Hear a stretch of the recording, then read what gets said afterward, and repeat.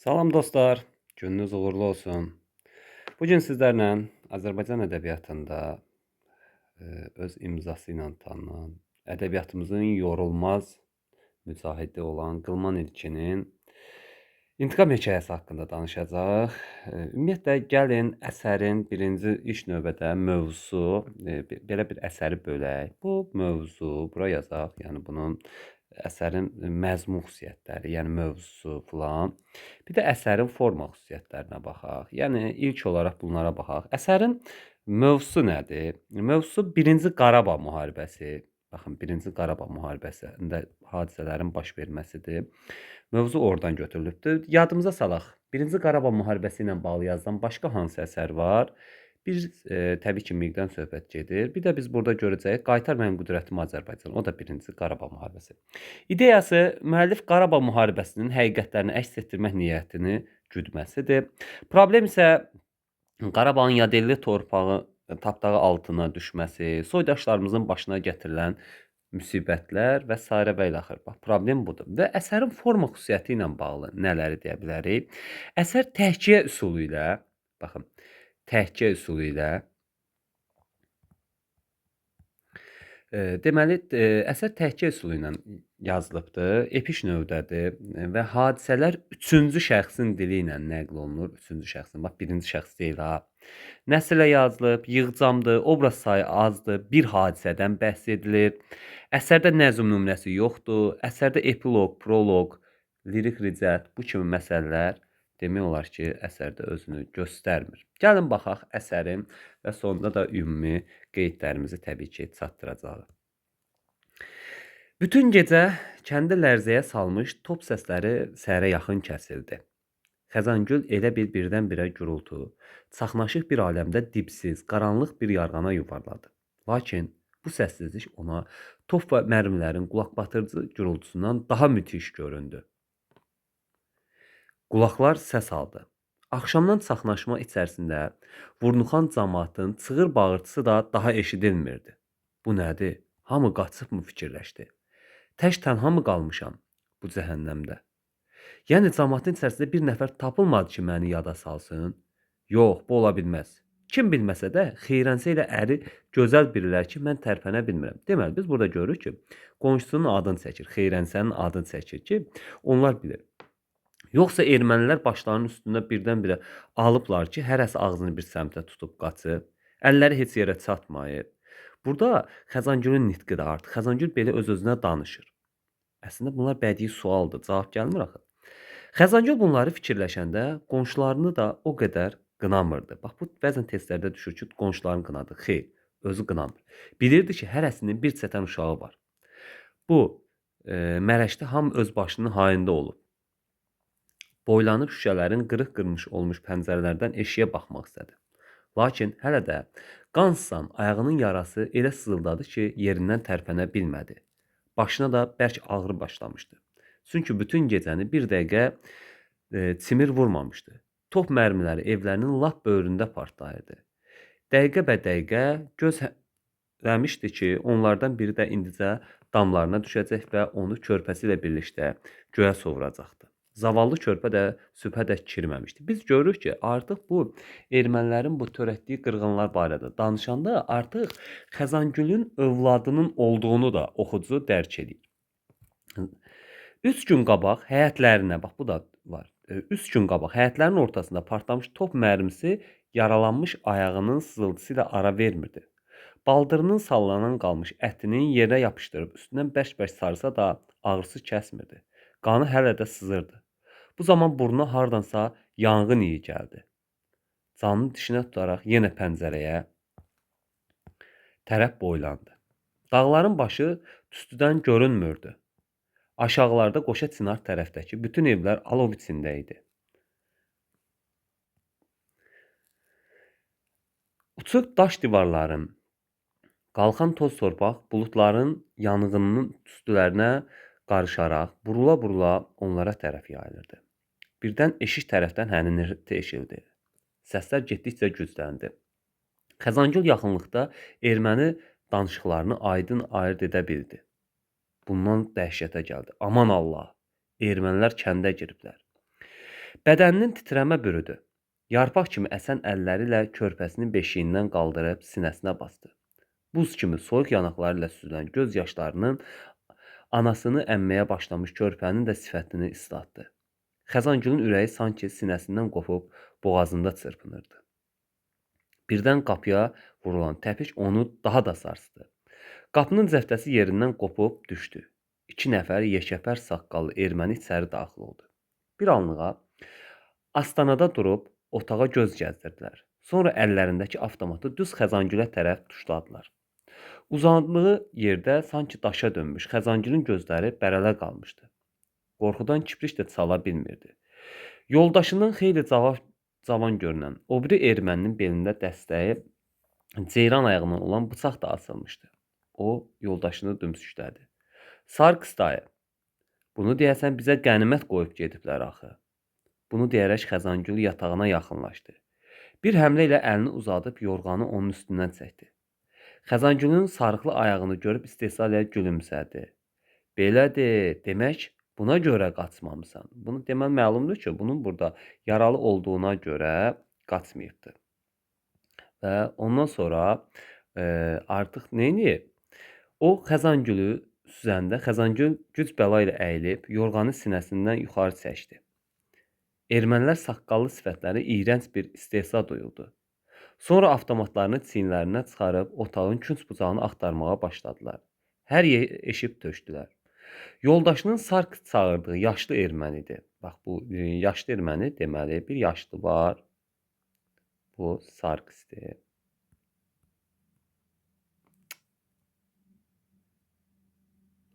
Hə. Bir də Levon var. İndi onu da biz birazdan görəcəyik. Hə. Yoldaşının Sarkis çağırdığı yaşlı erməni dedi. Levon, sən bunların dilini yaxşı bilirsən. Deməli, Azərbaycan dilində bilən kimdir? Levon cavandır, həm də Azərbaycan dilini bilir. Soruşur ki, qızıl və bəzək şeyləri harada gizlədib?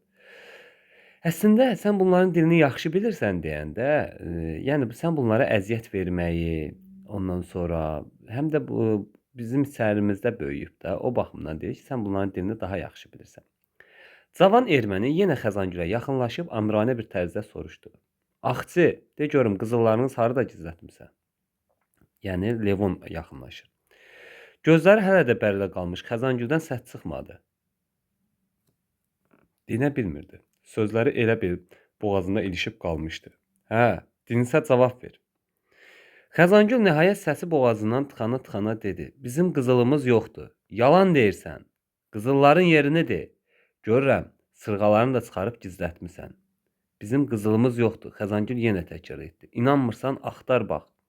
Yoldaşı soruşdu. Hə, nə deyir? Deyir ki, qızılımız yoxdur. Özümüz axtarıb taparıq. Müsəlman ola, qızıl olmaya. Gəl bəri, özümüz taparıq. Artıq bu da deyir ki, gəl bəri, biz nə edərik? Deyir, özümüz taparıq. Levon Xəzangüldən uzaqlaşanda onu hədələdi. Bax, burada hədələyən Levondur, ha. Heç eybi yoxdur. Bunun əvəzini gör sənin başına nə oynatacağam. Onlar yenə də otağı eşələməyə başladılar. Bütün bağça bağlamaları açılıb evin içərisinə səpələndi. Əllərinə qiymətli bir şey keçməyəndə burunlarının altında ev sahibinin ünvanına söyüş yağdırdılar. Quldurların hündürdən danışmalarından körpə ağlamağa başladı. Anası onu hər vasitə ilə sakitləşdirməyə başladı. Ermənilər otaqda bir şey tapmadıqda aynəbəndə çıxdılar. Burada artıq məlumdur ki, bunların otaqdan axtarırlar. Heç nə tapmayanda çıxırlar ki, dəyişək görək başqa nə var.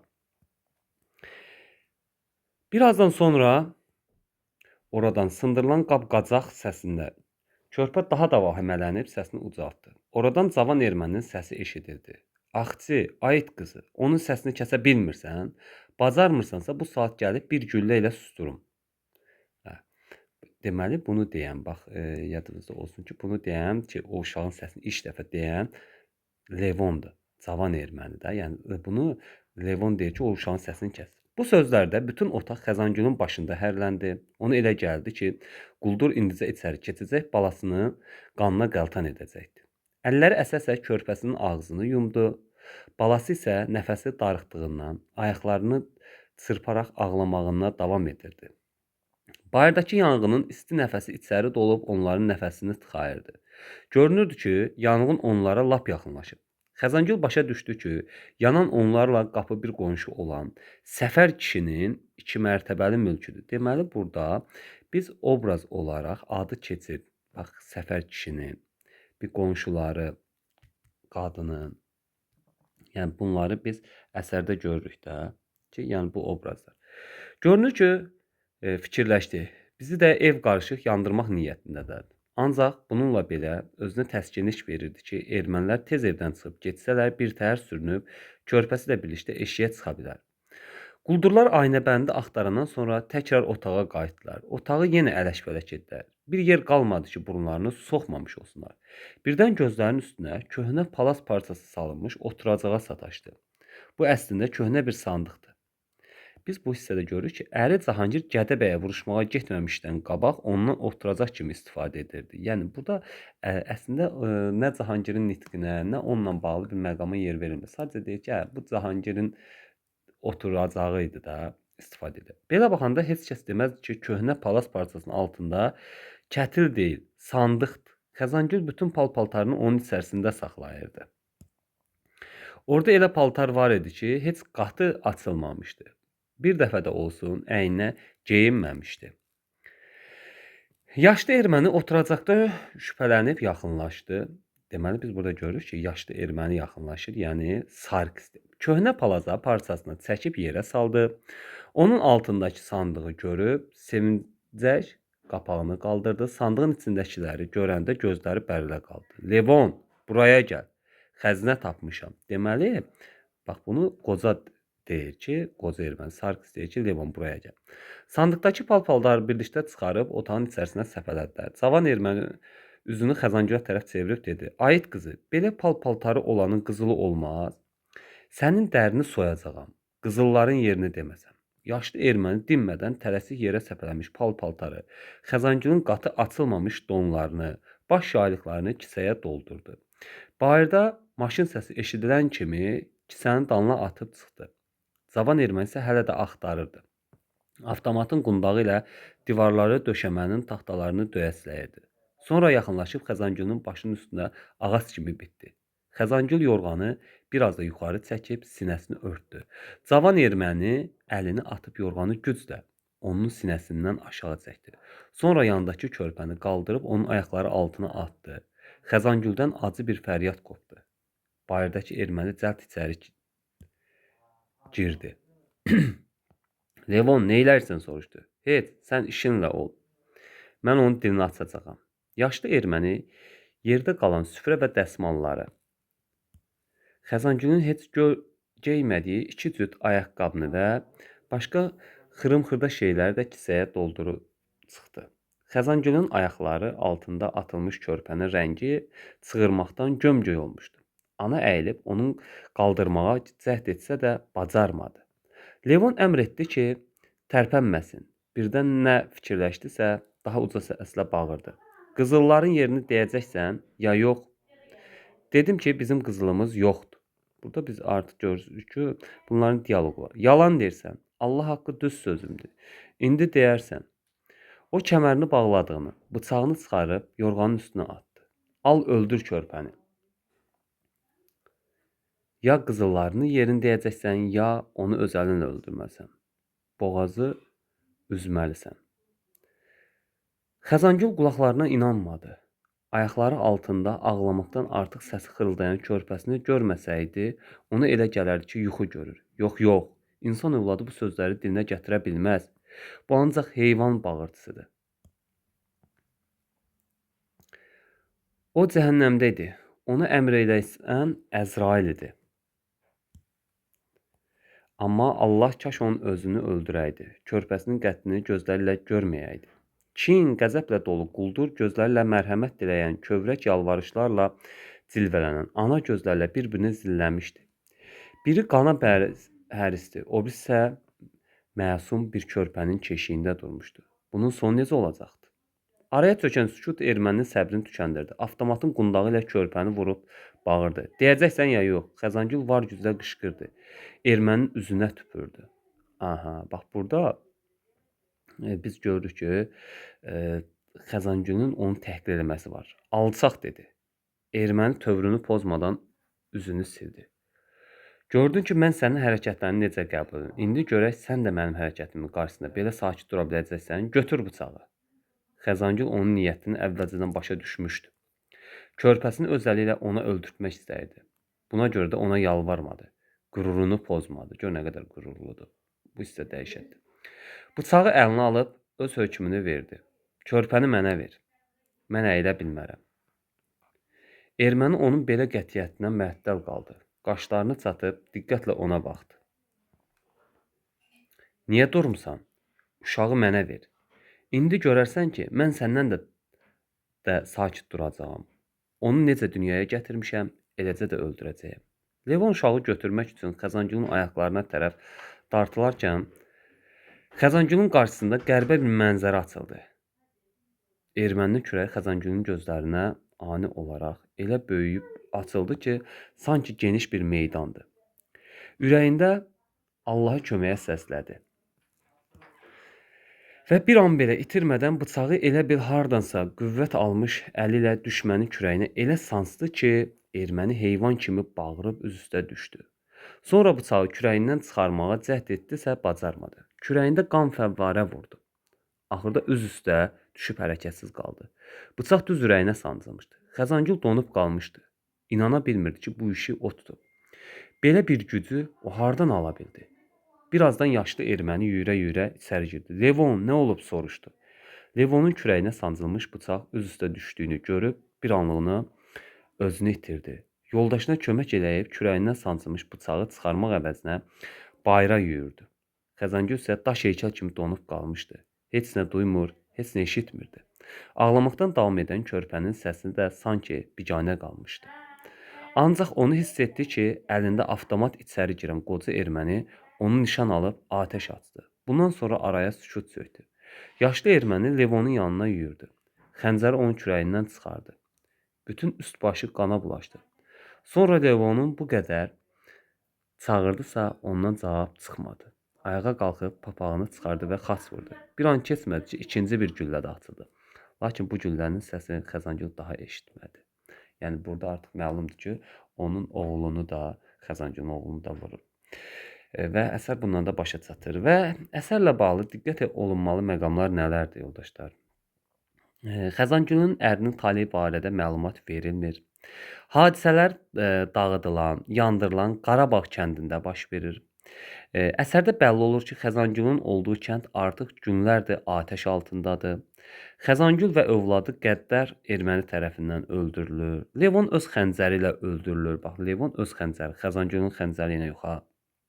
Əsərdə Qarabağın azad edilməsinə çağırış məsələsi yoxdur. Xəzəngülün əvvəlki taleyi haqqında heç bir məlumat verilmir. Yəni bu sadəcə bir epizoddan başlanır. Əsərdə əksini tapan məsələlər nələrdir, yoldaşlar? Erməni qəddarlığı, Azərbaycanlı qadının şücaəti, igidliyi, qürurlu bir Azərbaycan qadını görürük. Bir ananın balasına görə təlaşı, narahatlığı, qəsbkar erməninin var-dövlət hərisliyi, Qarabağ həqiqətləri, bunları müəllif göstərməyə çalışıbdır. Və biz bir də bir ümumiləşdirmələr eləyək bu hissədə. Qarabağ hadisələrindən danışılan və hadisələrin Qarabağda baş verdiyi, yəni ya Qarabağda olsun, yəni hadisələr ya Qarabağda, ya mövzusu Qarabağ olsun, ya da hadisələr Qarabağda baş verir. Biz bura nələri deyə bilərik? Tənha nar ağacı, məsələn, bu 2-ci Qarabağ müharibəsi ərəfəsində yazılan əsərdir. Azərbaycanlı qadının şücaətindən biz burada görürük. Orada isə o tənha nar ağacında məlumdur. Vaqif dramı Qarabağda baş verir. Xuştbanu Natıvan Qarabağda baş verir. Qaytar mənim qüdrətim Azərbaycan Qarabağla bağlıdır. Və müqayisəli təhlillərə baxsaq, biz məsələn İntiqam əsəri ilə Ananın övladı ilə sınağa çəkilməsi biz harda görərik? Qazanın evinin yağmalanması boyunda Burla xatun dilemma qarşısında. Sonra ermənilərin törətdikləri vəhşiliklərin təsvirini Qaytar mənim qüdrətimi Azərbaycanda görə bilərik. Hadisələrin faciəli sonluğa malik olması, ölməsi, Müsbəti Fəxrəddin, ondan sonra Qan Poladın ölümü və s. də. Məsələn, İntiqam əsəri ilə bir də Tənha nar ağacını müqayisə eləsək, nələri deyə bilərik? İntiqam övladı ilə sırağa çəkilən ana obrazı yaradılır. Alçaq ermənilərin kədərimizdəki, kəndlərimizdəki evləri yandırdıqları təsvir olunur. Tənha nar ağacında isə 2-ci Qarabağ müharibəsindəki qələbəmizdən danışır. Əsərdə müəllim obrazı var. Orta cəhət isə Qarabağ hadisələri, Qarabağ müharibəsinə həsr olunur. Erməni qəsbkarlarının yurdumuzu viran qoyması müşahidə edilir. Əsərdə ana obrazı yaradılır. Hər ikisində 1-ci Qarabağ müharibəsi ilə bağlı məqamlar da toxunulur. Yəni bu Tənha nar ağacında da orada da bu kimi məsələni görürük. Belə yoldaşlar, ümid edirəm ki, faydalı oldu. Sağ olun, salamat olun.